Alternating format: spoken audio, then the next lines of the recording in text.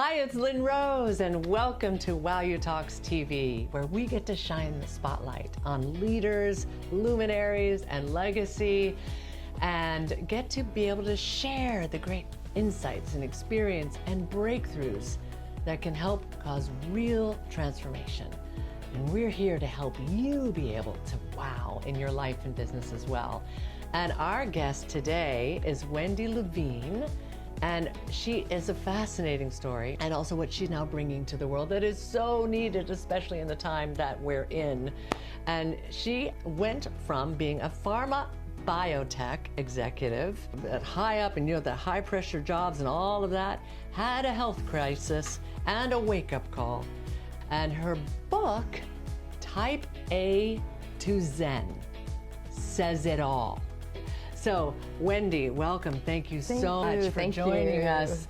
And when I heard what she was about, I'm like, well, I guess I need to read your book. I'm thinking, I need that book really badly right now because I'm coming out of my own hamster wheel like crazy. Absolutely. And you're helping us get off that hamster wheel and get a life. Right? Absolutely. No, it's so common, Lynn, and especially in someone in your industry. Thank you so much for having me, by the way. Yes, I'm so glad. Great to see you.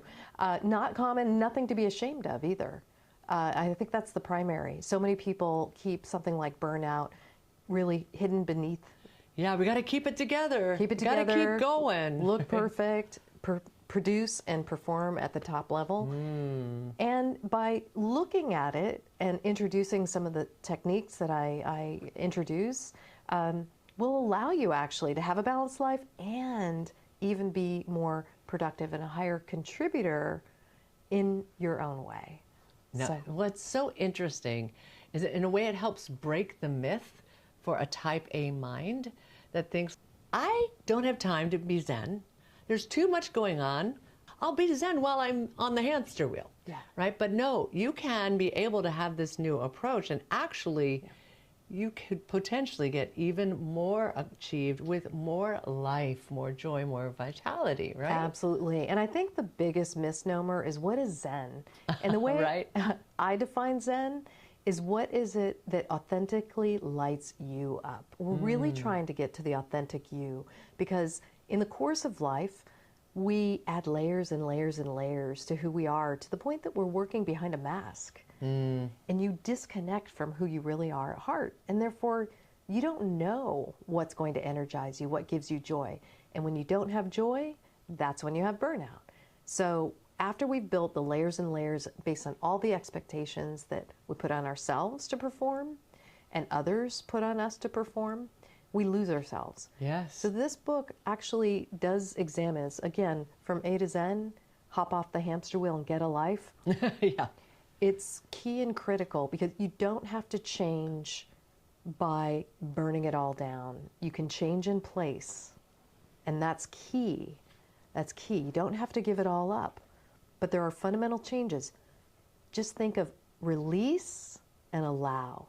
But first, you really have to identify who you are, what lights you up, and really create a void, create some space that allows you to integrate what's important to you. When you before we go there, okay, because we're already getting to the solution, but we got to presence that problem a little bit more. And I'm just saying that right now because that's been me, and probably many, many, many more than we like to know or think about. Yeah. Even if you're not type A, so many are going through this type of crack the whip and the inner game, the outer game of what we burden on ourselves. Absolutely. And to the point, and especially high achiever, high performance types as well. And if you're not careful, that can lead to a health crisis, which unfortunately it did for you, but that was, and ended up being a blessing and a wake-up call. So maybe if you can just touch on at least that moment and that shift for you. Oh, absolutely. Look, I had a great life, loved my life. It was my dream, built it, worked in the city, worked in biotech, was very successful, achieved my goals, but my body said no. Working the 6 days, always being on call with the digital, always responding to emails, always having some sort of plan and deliverable. Great, fine. But what I wasn't doing was keeping balance for myself. I was not on my own to-do list. There are others that have achieved that. I think there's very few. Everyone has this struggle. But for me, I know that it wasn't something that was a priority for me, taking care of myself. I just figured, especially as you're younger, you can push as hard as you can. You're climbing that ladder and you're excited about it. Until one day, my body said no. I had the You're also missing out on your life, too. You weren't having fun. You were saying no to all sorts of other possibilities that could have been there. Oh, I'm sorry, I've got to work till 1 a.m. or whatever it may be. Absolutely. No, it's so, so true. And you almost defer the fun. I did anyway. It is permeated everywhere. It's become part of the culture, the hustle culture that you hear about, and climbing the ladder of success. And it's almost like, at least in America, it's almost built on that type of culture. And then we start losing ourselves in the process, as you say. And then you don't even, for you, even as you talked about, and I know this feeling, I'm sorry, I can't go to that thing. I can't go to that thing. You're turning away fun because you're in service of work. Yeah. No, I'm so glad you mentioned it, because again, I want to emphasize that there's no shame in actually living your life and enjoying it. We've created a culture where it's a badge of honor to say you're working hard. Maybe not so much in some of these follow-on generations, but still, the demands are being put on them, even if they're not signing up for it. And so there's a real conundrum where people really want to get back to their authentic selves. So the burnout that I experienced presented itself in the form of a health crisis. There had been health signals along the way, and you kind of manage them, and you think you're past them. Yeah. This was a major health crisis. They thought it was a stroke. I was 52 years old, and my blood pressure was 180 over 140. I ended up on a gurney in the ER, and yeah, I could do all the tests, I could move all the hands and feet, sent me away for imaging. I had the beginning of an aneurysm. I had a kink. I had an artery bubble that was, oof. Every 6 months, I'm reminded of what that lifestyle cost my health. I have to get it checked every 6 months to make sure that it's not growing. So it's a ticking time bomb. Wow. So talk about needing to manage stress. It is my #1 initiative. And I'm just so glad I discovered it, though, because as I was lying on the gurney, I thought, if this is how life ends for me, and I deferred my fun, this blows. This is no way to live. So it was the best thing for me to be able to come into my own wake-up call. And the process of me, that's when I realized I was burned out, because I didn't have the energy. You know, we're constantly feeding ourselves with caffeine and other types of stimulants. I don't know what you're talking about. To keep us going.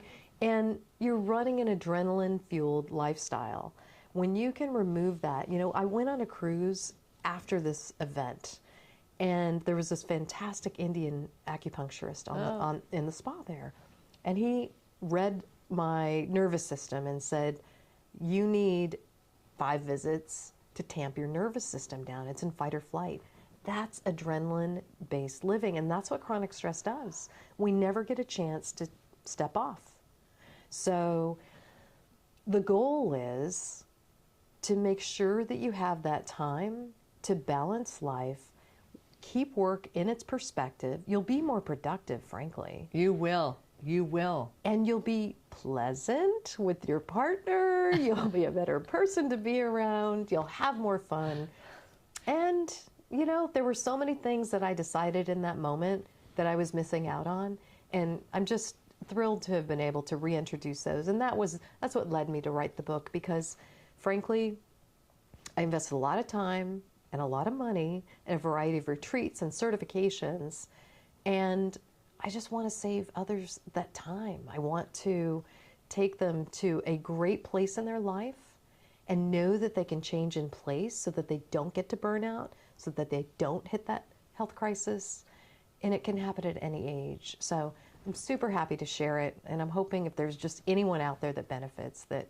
Oh, yeah. And I got to say, understanding about the book, now you've organize that into what you call the Adore method. We won't go through all of that. You can go see her talk at WOWUTALKS.com, and other things. You can go deeper or get the book, type A to Zen.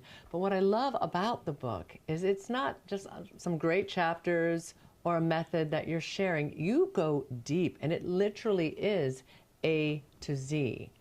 And this is lived experience. And so can you just say a little bit how you organize that book in that way? Absolutely. I mean, the first step, the A in adore, is awakening to the fact that you might be in burnout. So it's a diagnostic so that you can look at what actually informs well-being in life and determine if you're in or out of balance. And this is all about getting connected, examining mindsets that you might have been programmed even from a very young age. So it's kind of a deep dive if you're willing to do the self-evaluation. It's not therapy, but believe me, this type of perfectionism and type A mentality starts at a very young age for many of us for a variety of reasons. So diving into that, but also evaluating your health, evaluating, are you connected to your community? Are you fed? Community is immunity. If you don't have that, the isolation, right, of a high-performing person. So, and where have you been saying no that maybe you want to start saying yes to as far as yourself and your care and your self-play? Absolutely.